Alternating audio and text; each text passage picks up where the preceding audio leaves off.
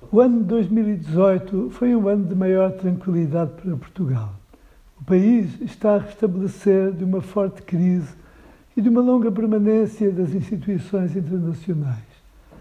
Temos de nos congratular com alguns indicadores macroeconómicos na atual conjuntura, com especial destaque para o crescimento da economia, a contenção do déficit e a atual taxa de desemprego. No entanto, o comportamento das exportações e o nível da dívida são motivos de preocupação. Neste último caso, sobretudo o crédito ao consumo, que já supera níveis anteriores à crise, sendo um dos mais altos da União Europeia. Há anos que as instituições financeiras não emprestavam tanto dinheiro ao nosso país. A subida destes valores tem sido acompanhada de diversos alertas sobre os excessos que podem estar a ser cometidos. Os dados mais recentes revelam que há razão para alarme. Gostaria de lembrar que no passado já pagámos pelos nossos excessos coletivos. Esperamos que os erros do passado recente nos possam guiar para um futuro mais consciente. Apesar desta situação, os governantes portugueses têm sabido conduzir Portugal com prudência e estabilidade e paz social, que permite uma caminhada de crescimento para o país. Esta estabilidade e credibilidade da classe política não devem ser afetadas por situações de falha dos seus atores, como infelizmente tem vindo a acontecer. A classe política tem de saber respeitar da melhor forma o esforço que foi feito pelo povo nesta situação difícil que temos vivido ao longo dos últimos anos. Este ano passam-se 100 anos do fim da Primeira Guerra Mundial, na qual Portugal participou. Assim, gostaria de lembrar que as Forças Armadas são um dos esteios da pátria no qual todos os portugueses se revêem. Nesse sentido, é importante que disponham dos meios para cumprir a sua missão, garantindo a nossa segurança e o cumprimento dos nossos compromissos internacionais. Os militares portugueses são motivo do nosso orgulho, nomeadamente nas referidas operações internacionais. Nessas, eles são reconhecidos pela sua capacidade técnica e bravura, mesmo em situações de combate. Vejo com preocupação a tentativa de criação de um exército europeu em substituição das Forças Armadas Nacionais, porque isso pode pôr em causa a nossa soberania e nos momentos de crise ninguém nos defenderá tão bem como nós próprios.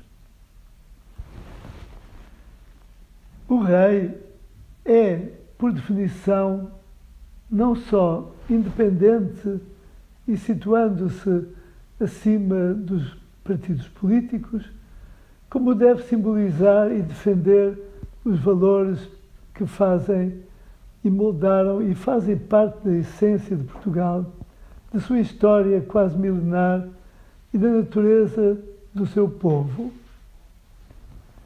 A presença da instituição real tem sido nas nações ocidentais um elemento fundamental para garantir o respeito pelas instituições e pelos valores fundamentais dos seus povos. Não é por coincidência que as atuais monarquias europeias são modelos de democracias justas, honestas e equilibradas. Atualmente, na Europa, existe uma justa preocupação com o desenvolvimento de sociedades sem valores comuns. Tenho sempre afirmado que o problema não reside na coexistência de várias culturas, etnias e religiões numa mesma nação, mas sim na falta de uma comunidade de valores por todas aceite. Em Portugal, os imigrantes vêm maioritariamente dos países lusófonos que têm uma herança comum culturalmente adquirida durante séculos de convivência. Por isso, os conflitos sociais que estão a percorrer a Europa não se refletem no nosso patriotismo, que sempre foi acolhedor das diferenças. No entanto, a situação de marginalização em que vivem muitos jovens descendentes dessas comunidades, se não for encarada com realismo e eficácia, irá em breve originar problemas semelhantes aos que atingem os outros países europeus.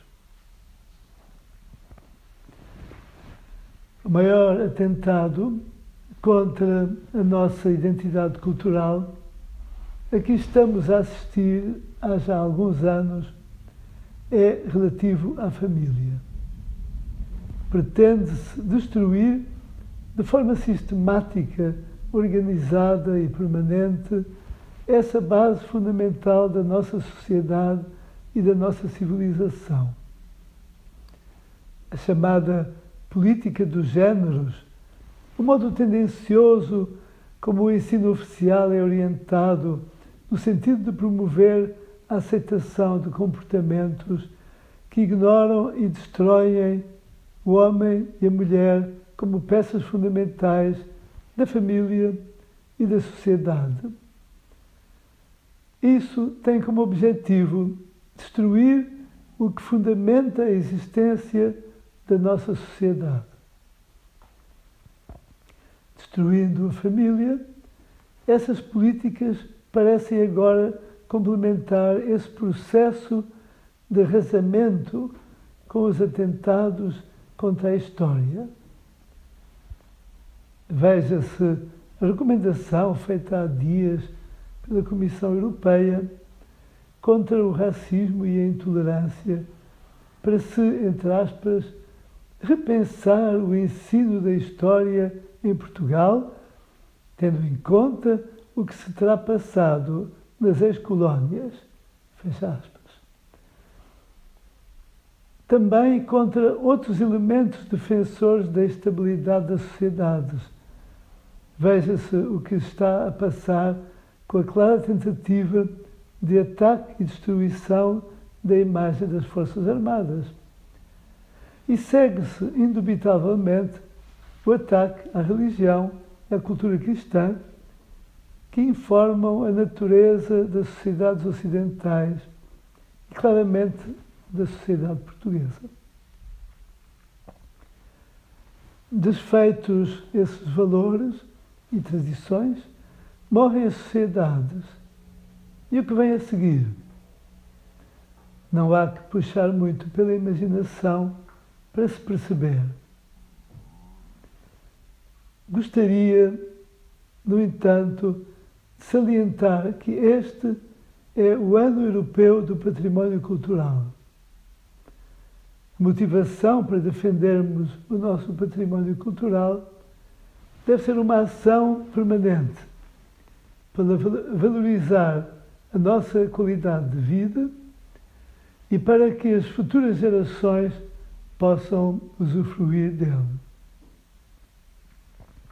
Este esforço não deve ser visto como um pesado encargo herdado e somente mantido para preservar a nossa identidade ou como uma oportunidade para experiências e aventuras arquitetónicas que, desvirtuando os nossos monumentos, destroem o prazer que os seus visitantes sentem em fazer uma viagem no tempo. Apelo aos portugueses para que se unam e atuem em torno da nossa cultura e dos nossos valores para construirmos um Portugal melhor. Num período de divisões por todo o mundo, temos a vantagem de ser um dos Estados-nações mais antigos da Europa, sem divisões nem barreiras à nossa ação. Dependemos somente de nós próprios.